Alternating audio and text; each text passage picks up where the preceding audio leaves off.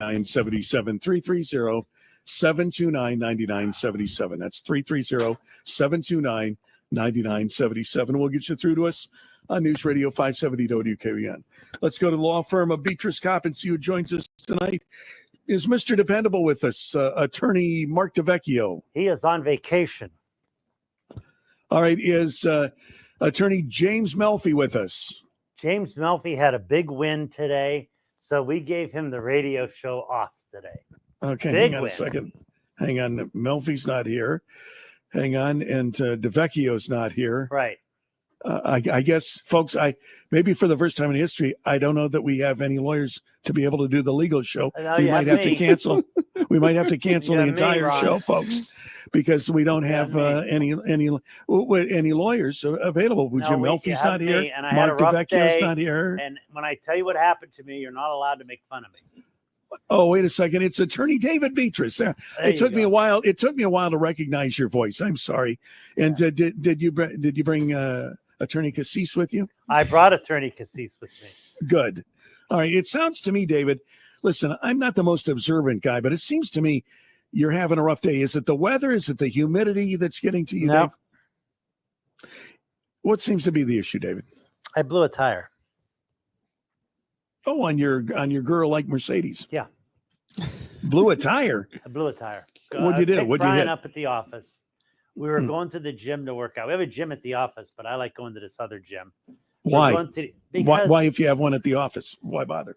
Because the other gym is a little bigger and has some more of the equipment for an old guy who's not in good shape. And are you saying Brian Kopp's an old guy not in shape? No. I would agree. Not referring to Brian.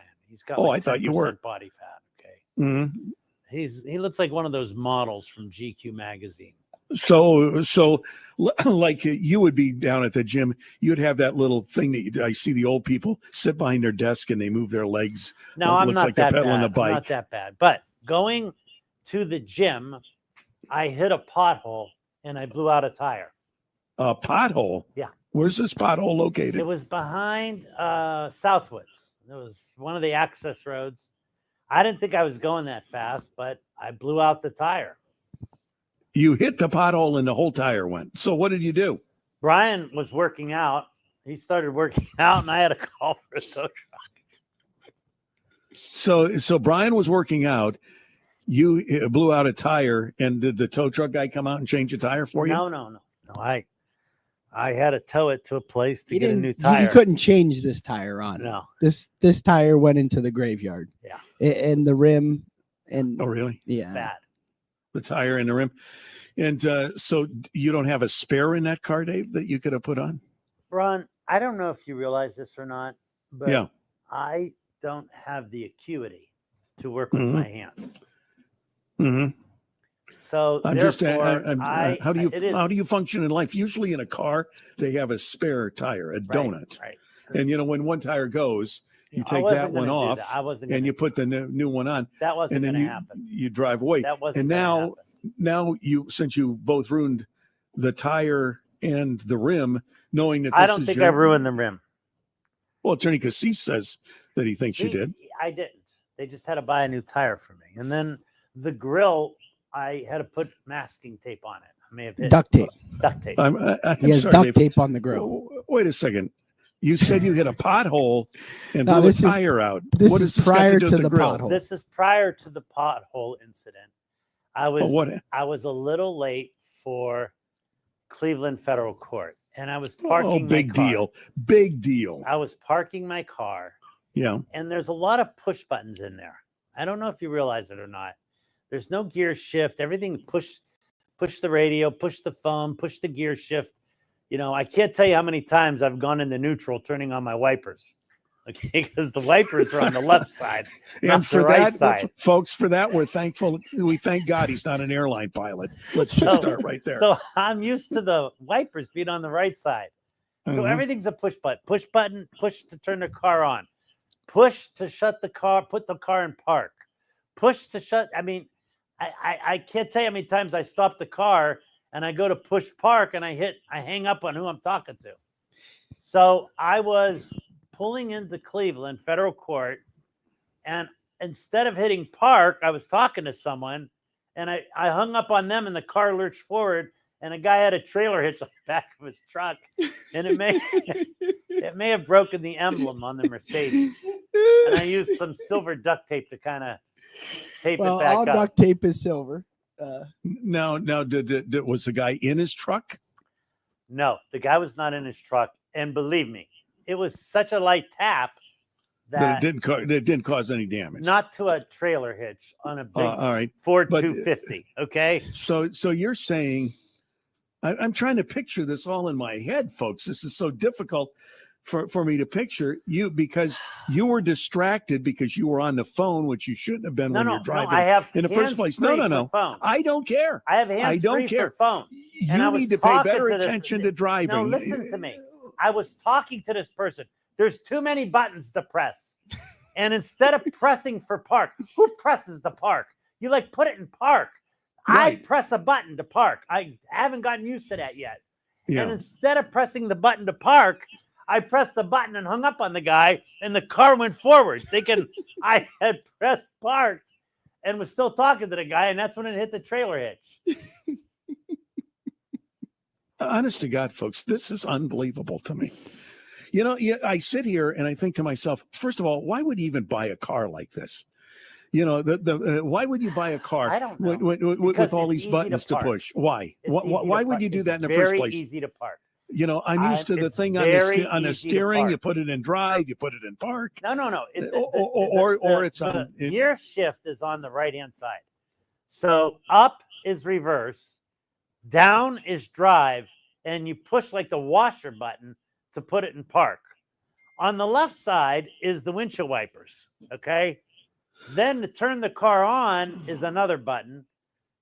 To hang up the phone is either a button on the steering wheel or a button on the screen. Everything's a button. There's really nothing to do but hit buttons. Well, can I ask you a simple question? Knowing how the lack of savvy you have when it comes to any of these technological things. Yeah. You know, because from your television and all this, your computers, why on God's green earth would you buy a car with all those buttons to push when you have a hard time programming your TV remote? Well, what? I wasn't used to the car that much. You know, when you buy a new car, you got to get used to it. Okay. And how long have you had this car? About a month. Okay. And when I broke the Mercedes emblem on it, I had it about 2 weeks. What about when you curb the rims?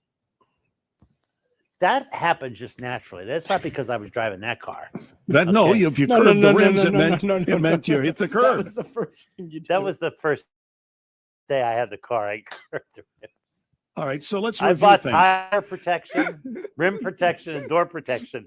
Within 2 weeks of having it, I took it up there, and the guy wanted me to give my money back. The insurance that I bought. He says, "Look, I'll fix this, and I'll give you your money back. We can't afford to have you." So, I mean, and you know, the parts on a Mercedes are very reasonably priced. Oh, yeah, sure. Honest to God. I mean, you better reasonably priced, okay? You better get yourself a car you can handle. Ron, really. I gotta, well, that would be a truck, but the problem with the truck is No, listen to me before you go any further. For the love of God, you don't need a bigger vehicle. You need a small vehicle. No, Ron. No, he needs a Humvee, military grade. No, because everyone on the road like those tugboats in the Cuyahoga River, where I just have old used tires all hanging around the car.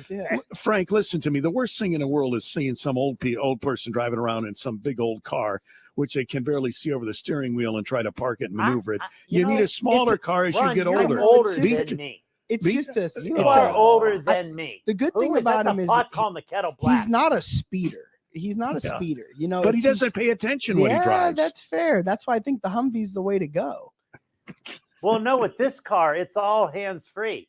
Like once you like he doesn't put his hands on the steering wheel. That's even right better. At the steering wheel, you press something, you go call so and so, and then you can hang it up right from the steering wheel. You never have to take your hands off the steering wheel. But when you stop, if you're on the phone and you have to park and you have to shut the car off and talking to someone, there's 3 different buttons to press. And sometimes when you're in a hurry, I got confused. Yeah. I hung up instead of pressing park, and I went into the car in front of me. Frank, you ever hear those stories, and you probably see them on the news a lot, where it's usually an elderly person that mistakes the brake for the once again, I'm going to remind you. Just a minute. You I'm are talking to older Frank. than me. Frank, or the elderly person says, I thought I hit the brake, but it was the gas, and they go right through the door of the store. You see it all the time. I've seen them. Right. I've seen them. I've seen those. Right. I can't help it. He looks like Leave It to Beaver. Okay? And he's never not looked like Leave It to Beaver. Ron looks the same now as he did 30 years ago. Okay, so I swear to God, his face hasn't changed. He got a couple gray hairs, but that's it. Yeah. Okay, so here's the reality. Doesn't this remind you of those senior citizens doing that kind of stuff, Frank? He's hitting the wrong button. He's going forward when he wants to park. All day Listen, long. Ron, I got a text from Brian this morning. Then I talked to him, and then I get a FaceTime from David. And David is sitting there, and it's 6 a.m. And David is laughing. He's like, "Oh God!" He's like, "Look, Brian's working out, and I'm sitting here because I swear I didn't see the pothole." Brian says that the pothole was so big that Brian lies. He's not. Brian lies. He says he's not. You know it, and I know it. He said I went over the pothole 70 miles an hour. He said 50. No, he said 70. Well, how fast were you going? I wasn't doing 70. Were you going 50? 50. No, I wasn't going 50 either. All right, it just came out of nowhere. When you're on a side road, you don't expect in the summertime there to be a pothole. Well, apparently there was one. Obviously. Well, why weren't you going slower? It was because by now they'd have the potholes filled. I mean, that's a reasonable assumption. I don't know. There may be something. Do we have wrong any calls with Ron? his vision? We don't. No, there's nothing wrong. With I was just at the doctor. I had to go to the doctor because I worked out the other day. I what went happened to the there? sweat room. I'm gonna tell you what happened. Then I went to the sweat room. Then I got my car washed. By the time I got home, between the gym and the sauna and the car wash, I scratched my cornea. Okay, and everything was cloudy. So I came to the office. And they said to me, they're making fun of me, going, well, it's glaucoma. I go, it's not glaucoma. My eye's all red. There's something wrong with my eye. So I made an appointment at 2:00 for the eye doctor. They put so much crap in my eyes that when I came out of there, I looked high. I looked like I was on heroin or meth or something. I could barely see. They dilated my eyes. I'm dying to get to my sunglasses. And they wanted me to wear for 3 days a patch over my eye. And I said, a pirate, like a pirate. Yeah, I said, I am not. I told the doctor, I would rather go blind than to give these guys this kind of material over me. Okay.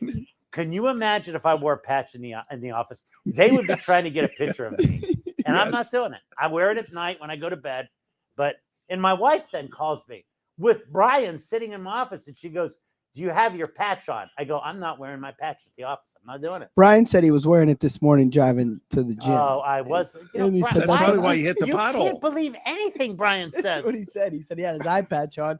Oh, my God. Do we have any calls, Ron? I bet he looks like a villain in a James Bond movie. What do you think, Frank? No, I look like that one congressman. What's his name? Yeah. That's the kind of eye patch it is. Okay, but before I get to how did you scratch your cornea? I don't know. The jail. Wait a minute. Yeah. Were you visiting clients at the county jail? I was at the jail for a while, and then I had to go to the eye doctor. You have no idea how you scratched your cornea. They put you have no so idea. much crap in my eyes. This is going to burn a little bit. All right, here's some other drops. We're going to puff something into your eye. All right, read this, read that. He goes, let me look at this eye. I go, well, that's a little bright, doc. He goes, you got good eye health. You scratched your cornea. Here's some drops, and here's an eye patch. Please wear the eye patch because every time you open and shut your eye, you could irritate it a little bit. And so I went home and I put this thing in, and I put the eye patch on. What did your wife say? Aye, matey. Aye, it's a pirate. Yeah, Pirate Dave here. And then I came to the office and I brought the eye patch, and I was sitting in the parking lot, and I go, do I walk in with the eye patch? And my ego and my manliness, my hubris, I said no, because Brian's in town. And when Brian's in town, I either break digits, some of my car break. He's like the Maloik for me. Okay. Right. Last time Brian was in town, I broke my toe. Well, Okay? I want you to know this. When Brian leaves, you can wear your eye patch to work, and I'm sure No, Frank it's good now. Do we have any I'm calls sure. we could take? I don't want to talk about my eye patch, my blown tire, my Mercedes symbol. I'm super klutz. Okay, I have no acuity to work with my hands. As I've told you, my wife asked me to change a light bulb, and 2 weeks later, an electrician changed the light bulb and fixed what I screwed up by changing a light bulb. Well, you think it's impossible, wouldn't you, Frank? I mean, Yes. for the love of God. I mean, really, how can anybody be that way? Okay, yes, we do have calls. Would you like to take them? Yes, please. Are your ears working okay? I mean, For now. Can you hear? Yeah, for now. Okay. How many fingers am I holding up? I don't know. Well, then your eye's not working right. Well, this is radio, Rod. Oh, that's right. Well, I did break my left index finger. I never got it fixed. Look, it's bent right now. That's the most. I was not going to go to the doctor because after I was in my automobile accident, I hurt my thumb. It's still hurting. Okay, and then I broke my index finger. I broke this. Look at this thing. This is broke. That might have been one of my all-time favorite Beatrice pictures when he got in his automobile accident and he posted himself in the neck brace in the back of the bus and then said, "All my haters are gonna love this." Right.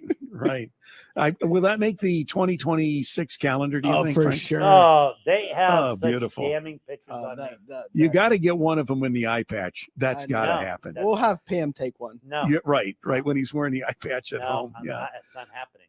Yeah. Does Pam know that you hit your car? What? Does she know you blew your tire? Yeah. Well, I put it on Instagram. Oh, okay. Well, that's good. That's always good to put it there. Well, okay. Let's take some calls. If you can't make fun of yourself, what good is it? That's right. Right. Okay. Exactly right. With Attorney Beatrice, you're on the air. Hey, Ron, thank you for taking the call. I'm sorry you don't have any lawyers there today to help on this one. Yes. Go ahead. This is the landlord call, Yes. landlord situation. So I'm not the landlord, but my good friend is, and she's renting a 5-bedroom house to a physician in a nice neighborhood suburb of Cleveland. It's a 5-bedroom house, real nice neighborhood. Mm-hmm. The rent is all paid up. The tenant has been there for 6 months of an 18-month lease, has not reported any issues to her at this point in time. She was there at the house last week because he indicated to her that in the mail a tax invoice had come, so she went to pick it up. When she got there, he allowed her to come in the house and said she could look around. She said, and she showed me some pictures, the house is absolutely filthy. It's unsanitary. They have a cat in the house living as a pet there that's not on the lease, and that the lease does stipulate that if you have pets, there's fees to pay for the pets. There's damage throughout the house. The wood floors are stained. Garage door has been run into by a car. It's got a dent in it. There's damage to the walls. There's water stains on the ceilings where either bathtubs have been overflowed or sinks overflowed or whatever the case may be. But you can see the stains on the ceilings. The yard is overgrown. And again, this is a nice suburb, and the city will send fines if you don't have the yards taken care of, or they'll come out and cut it and then send you the bill. Her concern is at this point in time, again, he's paid the rent on time, but her concern is that the damage to the house, if it's not already, it's likely to exceed the amount of the security deposit before he leaves. And he's already in breach. Well, the yard? Who was supposed to take care of the yard in the lease? The tenant. Okay, so that's a breach. That's a breach. That pet's a breach. Pet's a breach, and overflowing the tub's a breach. Right. So you have to evict him. You have to. And I'm sure that the amount will exceed the security deposit, but then you do a first cause action to evict and a second cause action for money. The first, so she should, if he's not going to, now she's given him a warning, but if he doesn't take care of it, then she should proceed for eviction and also to go after whatever the extra cost. Yes. Yeah. So yeah, evict him and then sue him for the damages, right, Dave? Yeah. It sounds if like the he's in damages would breach be now, extensive. Yeah. and she has a right, with reasonable notice to inspect the property. Right. It's usually 24-hour notice. Right. She has to give him notice, and then she can go inspect, and she can list other things as to what the breach would be. Right. She did, in this case, she didn't give the 24-hour notice to come and inspect, but when she got there, he invited her in. Right. Yeah, All that's right, fine. yeah, Then that's He fine. said, yeah. That's fine. Did he say Okay. he was going to remedy all these things? When she confronted him about the state of the house, he was very defensive, and again, he became belligerent, and so she left. But at this point in time, I don't know if he has followed up and said, "Look, Well, I'll it's take time care to of it," or start not. on the letters. Yeah, because it's going to be too late pretty soon, and then it's going to be a big headache. Right. I've represented a lot of landlords who complain because they wait too long. Should she start by getting an attorney? Yeah. Serious. Okay. Tell her to get moving on it before it's too late. These guys know what they're talking about. Get an attorney. Okay. So thank you, my friend, Attorney David Beatrice. He's one of a kind. And Frank Cassis back after this. Our iHeartRadio Music Festival, presented by Capital One, is back in Vegas. T-Mobile Arena. September 19th and 20th. Streaming live only on Hulu. Starring John.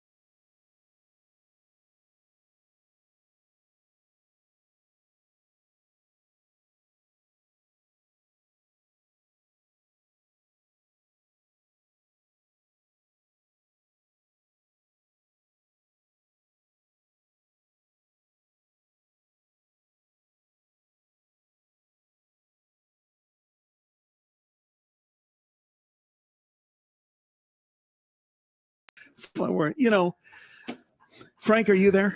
Frank left. What did you hear me say? Nothing. I didn't hear you say anything. Okay. I was just waiting for you to get. Frank left. I don't know where Frank's at. He's Brian Jr. I'm all alone. Let's go. We have calls. Line them up. Let me knock them down. Well, easy does it, Tiger. Okay. I know you're not feeling good. You're on the air. I'm feeling fine.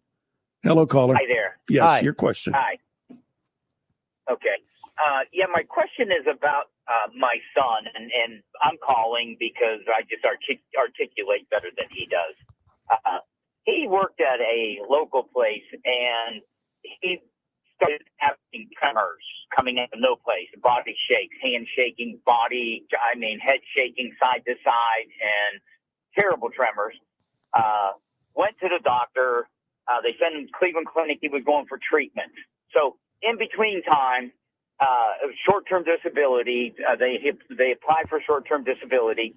2 months in, still nothing. He hasn't got any money whatsoever in 2 months. And I'm communicating multiple times. I have notes taken down. The people I talk to, what time I talk to them, they were slower in molasses getting medical information in order to determine whether they were going to go ahead and pay his claim or not. So he got one check, like 3 months in, he got one check. And then they said that his work got to him and said, listen, you either need a state or you're quitting your job because you either be here or you're done. Mm-hmm. And he's like, I can't do that. I'm still having tremors. I can't come there and take a chance because he's in places where he's alone and he could fall down steps. All kinds of things could happen. And so anyhow, his short-term disability company, again, was not on the ball, did not get the medical information that they needed in order to either process or deny the claim. Now he's no longer employed. He no longer has insurance and he can no longer get treatment. Does he need to go through the process of trying to file for unemployment, or can he just go straight to see about going in disability? Well, you've brought up a lot of issues. One of them is, how big is the company? It's the Lordstown. No, I'll tell you. How many employees? How many employees do they have? Yeah. Oh, I don't know that, sir. I'm sorry. I'm sure it's a couple hundred. All right. So he's entitled to Family Medical Leave Act. How long has he been off work? He got FMLA, and they discontinued that after 3 months. Right. Well, the disability company should have paid him for those 3 months, and he has a right to cobra out his health insurance. They did pay for the 3 months. They pay for a 3 month. Okay, and he got fired. Well, that's basically what they told him. Either you come back to work, or you're no longer employed. And he said, "Well, I can't come back to work. I just can't do that." And they said, "Okay." And all right, so you need to see an employment lawyer and a Social Security disability lawyer. Okay, because you got a lot of issues going on there. So he needs a Social Security disability lawyer and an employment lawyer. Yeah. I don't think he has much to do with the employment. I'm a little worried about the disability policy and what it provides for. And when you say short-term disability, you said he was paid for 3 months. Yes. It was paid his full wage. So when would the disability kick in, and how long is the disability policy for? Well, they said they had a 3 month and a 6 month. Evidently, after 3 months, they decided to review or do whatever they did because it became evident. You should have a copy of the policy the 3 months. I suggest you read it because get the policy, because that's the contract between you and the disability company. Okay. Because you're going to need that if you get a lawyer too. But if you only had 6 months of disability, then that's the most he can claim under the policy. And I'm pretty sure the employer is probably on solid ground. So your son might qualify for Social Security disability. Have they made a prognosis as to what's wrong with your son? They did. What'd they call it then? Tony. Hello? They did neurological something disorder is what they came up with. Well, that's a permanent disability, and he probably could get Social Security disability. Okay. Yeah. Do we need to go through the process of filing all the they're filing from You're breaking up bad, caller, so I'm going to let you go, but just listen. What you're going to want to do is hire a Social Security disability lawyer and help you get through the morass of the Social Security system. That's what you think he can get unemployment, Dave, or not?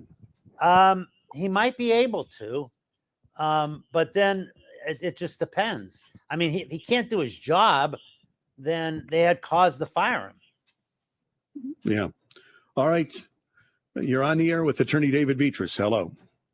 During the step of veterans. All right. You're on the air with Attorney There we David go. Beatrice. Hello. Frank's back. I'm back. Hello. Yes, sir. Caller, go ahead. Yes, my question is, my dad's will states 50% to his wife and 50% to his children. The house was in his and his wife's name, and he has a piece of rental property that was in his name only. Mm-hmm. My attorney's telling me that I am only entitled to part of the rental property and zero of the house. Is that true? That's correct. Did he Okay. die with or without a That's will?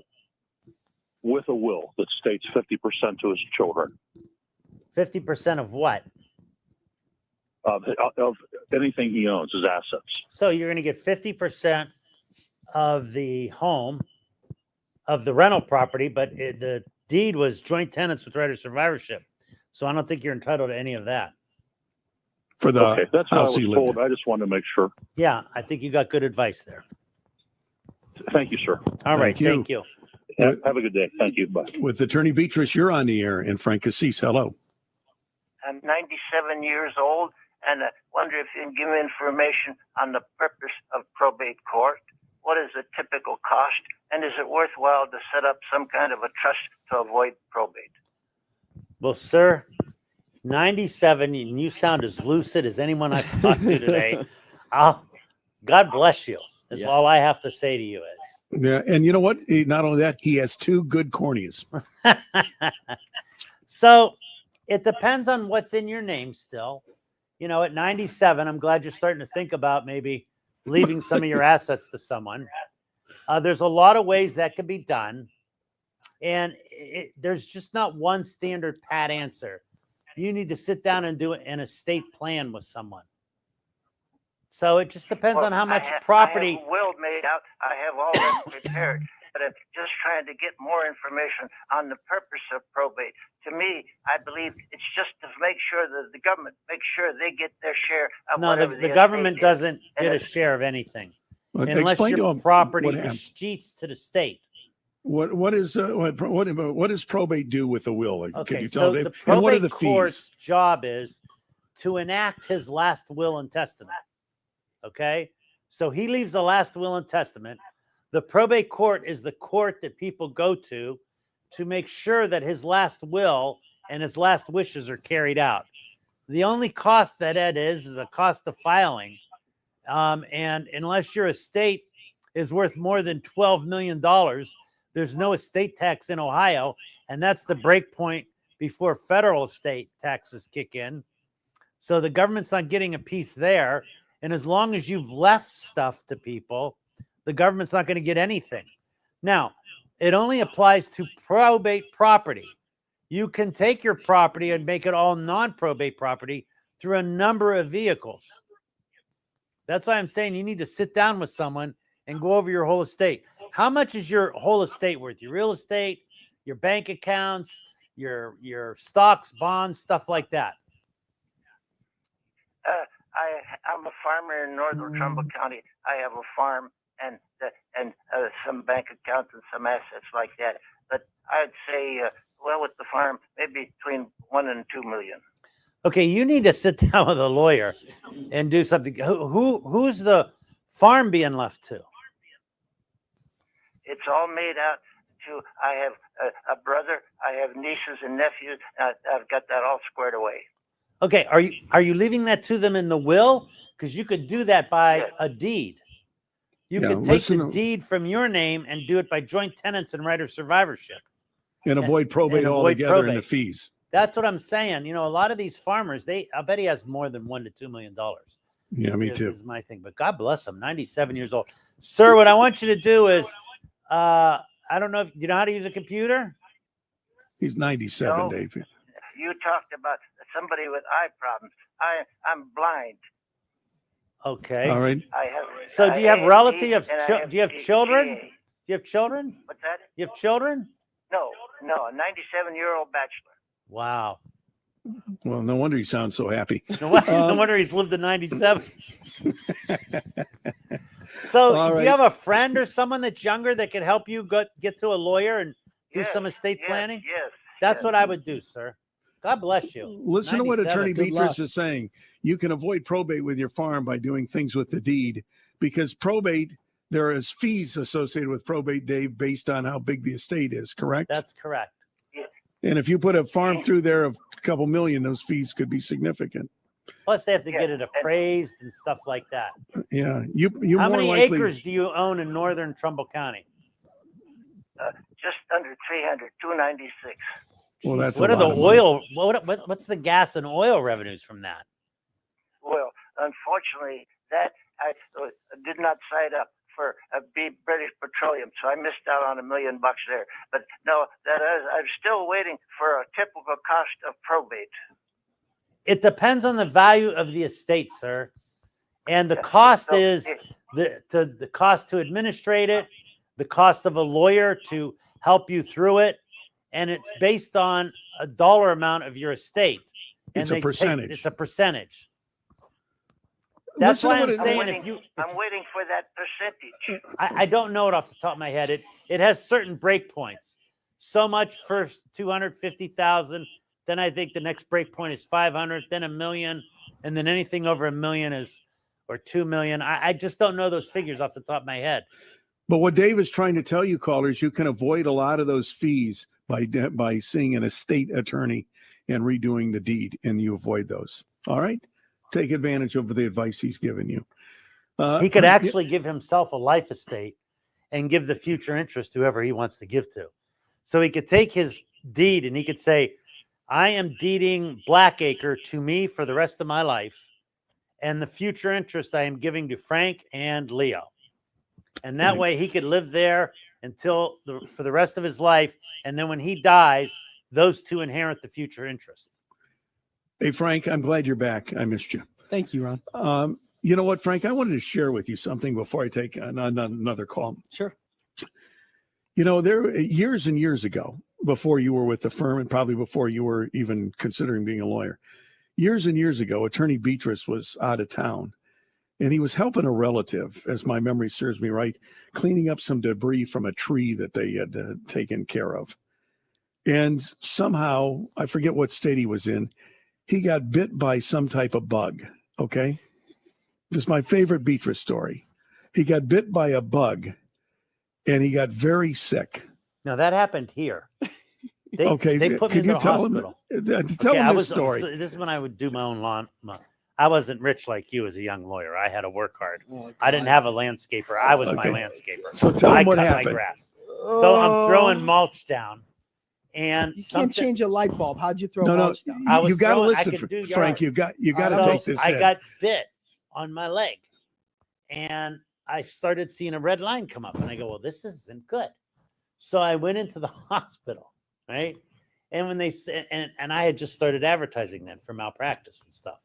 And when they saw it was me, they stuck me in the hospital. They made me yellow. The infectious disease doctor was out of town. He comes in and he's looking through it. He goes, "Yeah, they kind of overdid it." He goes, "Are you ready to go home?" I go, "Yeah." He goes, "They'll go out in the sun for a couple of days." I was literally yellow. I was yellow from all the antibiotics and the stuff they gave me. They wanted to make sure they took good care of you. The infectious disease doctor came in. He was like a detective, all dressed in black. I remember a black shirt, like black pants, black shoes. Yellow. He was like a detective. He's like, "Yeah, are you ready to go home?" I go, "You get me out of here." Did they ever figure out what bit you? There was some kind of a spider. I'm really allergic to bees. I have to have an EpiPen. All right. So this bit you and you got sick, you had to go to the hospital, right? Right. So, And I turned yellow. and because you were Not advertising yellow, but medical malpractice, they gave you a bunch of antibiotics to play it safe, and you turned yellow. Yellowish. And so when the infectious disease guys come back, he looks at you and prescribes something for you, He just says, I think you're good. Are you ready to go home? I go, yeah. He goes, don't go out in the sun for a couple days. Because you look horrible. Oh, that is good. This is just from putting mulch down. Yeah. The stuff that happens to Beatrice, Frank, over the years. He's always sick when he goes to the jail. He's messed up his cornea. He got bit by a spider doing landscaping. Almost electrocuted himself changing a light bulb. Brian broke my finger one time. Broke my finger. We did a softball for charity thing, okay, and we had different teams, and we all pitched in $500, and the winner of this contest got to give all the money to their charity. And Brian, Mr. Superstar Athlete, we were practicing, and he broke my finger. He threw the ball at me so hard, broke my finger. No, and it was Frank, the second time someone throwing a ball at me where I broke my finger. My digits are in danger. Yeah, you've broken them all. No, Frank, just one more, and I'm going to go back to calls. So we're doing a program from the studio, and he calls me, because Dave never gets anywhere like 10 minutes early. He gets there about 10 seconds early. Yeah. Okay. So he calls me on his phone, and he says, hey, I'm running a little late. I ran out of gas. No. Ran out of gas over right on the street here. Right. I'm right on the road out front here on Tiffany. He runs out of gas, and he's walking to the station to do the program. And he calls one of his other attorneys at the time to get a gas can and bring him some gas, and bring his car to the station because it's in the middle of the damn road out there. No, I pushed it to the side. I just forgot. It's not like the cars nowadays where they, beep, beep, yeah, beep. right. You're just driving and, Mr. Magoo here, hey, he's got 25 things going at all the time. All right. I did run out of gas. And I had to run to the station. I did. I ran to the station. Wait a minute. I don't need that. Wait a second. Wait a second. Is it time already? It's not time already. Isn't. It isn't time. Hang on a minute. Hang on a minute. There we go. 570 WKBN. Okay. All right. Let's take some more calls. Let's see. You're on the air with Attorney Beatrice. Hello. Line 1. Hello. Hello? Yes. What's your question for our attorneys tonight? Well, my daughter had a roommate who is now incarcerated and will be for years. And she is wondering, she's asked me, I have no idea, what can she do with his stuff? All of his clothes and things like that are at her house. And she can't keep them there for 3 or 4 years. She needs the room for somebody else. Wants another guy to put him in a bag, put him in the basement, or does he have family you can give him to? There's no. Dad died, Mom's died. I would write him a letter and say, if I am you have forced this on me. I am going to give you 60 days to make arrangements to move this property. And if not, I am going to dispose of it. That gives him some time to make arrangements to try to get his property. And if not, someone can't make you hold stuff. I mean, at some point, they abandoned the property. How long is he incarcerated for? 3 to 4 years. Oh, yeah. What did he do? Armed robbery. Oh, okay. Armed robbery. Well, I don't mean to laugh. There's just your daughter knows how to pick him, right? Well, that was just a roommate that was supposed to pay rent that ended up not paying rent, and because he had to rob somebody to do it. All right. I guess it didn't go too well. Nope. No, it went really well if you only got 3 years. Yeah. I got to congratulate Ron, by the way. Jim Melfi and Frank Cassis won a big case today. They got on a zero offer case and disputed liability. Not only did they win, they got a $200,000 verdict. And it was only Jimmy's second trial. Yeah. So, that's great. Okay, so write the letter. Tell them 60 days to make arrangements for someone to get it. Great. You can't give them a little more kudos than that. Yeah, great job, guys. All right, thank you, dear. That's it. Just great job. It was Jimmy's second trial. I think that's pretty good for being a Listen, second trial. I would praise them all I can, but I'm sitting here worried to death about your cornea, and I can't get it off my mind. So it's. I don't have the patch on. I'm not wearing the patch. I know, but you're not listening to doctor's orders. Brian's a bully. He bullies me. Mm-hmm. He does. I'm just trying to relive all the days. He's going to do the show for me tomorrow morning. Thank God I get to sleep in one Friday. Hey, why don't you do it yourself and wear the patch on TV? Oh, no, I absolutely. Oh, no, that would be great. You look like a soap opera star. No. What they would do to me with that, I'm telling you, I have a pretty solid, thick skin and a good ego, but they could demolish me. They pick on me here. I don't think you realize how badly Brian, Jimmy, Daniel, even Connor now. Connor, who we picked up from Subway and has turned out to be a super employee. Okay, even he's picking on me now. That reminds me of. Says, anyone want to kick David in the shins? Come on, we're kicking him in the shins today. That reminds me because I said to my wife, I says, honey, I'm going to take you out to dinner, and I'm going to take you out to where they make the food right in front of you. And she got so excited about it. But when I took her to Subway, she wasn't that excited. All right, you're on here with our attorneys. Oh, my God, you guys are cracking me up tonight. Jeez Louise. Is this a comedy hour or a lawyer show? Both. It's a lawyer show. Okay, I listen faithfully every Thursday. Wonderful. I finally need you guys. All right. So this just happened about an hour ago at my workplace. I manage a small repair shop in Pennsylvania, and one of my mechanics was test driving a car. Okay? Yeah. He pulls into our parking lot, and we always back the cars up and face the nose out when they're done. So we know those are done. The ones pulling faced in, we still have to work on. It's just a simple system. So he pulls into the driveway, into the parking lot, and he goes to back up into the spot like he normally does every day. And a lady was pulling out of a parking spot and ran into him. Whose fault is that? I called the police, and the police just washed their hands of it. They said, this is private property. Yeah, that's what they're going to do. How much damage to the car? Well, here's the rub. The car we were working on isn't worth a whole lot, maybe $1,500. But the guy just spent $800 today running all new brake lines, brakes, calipers. Oh, God. And the lady that backed into my mechanic is driving like a $45,000 Toyota Highlander. And, of course, she's off a rocker. And she's saying, it's your guy's fault. It's your guy's fault. And well, all you could do is take her to small claims court, and her insurance company is going to show up and defend the claim and try to prove that she's at fault. Sounds to me like there's some equal fault there. Mm-hmm. Really? Yeah. Okay. I remember one time I was backing out of my driveway, and my neighbor across the way was backing out of her driveway, and we both kind of met in the middle of the road. I mean, we were both kind of at fault there. Like neither one of us was looking out. So she was stopped with her, with her reverse lights, on, and he was just backing up into a spot, and she just let it rip.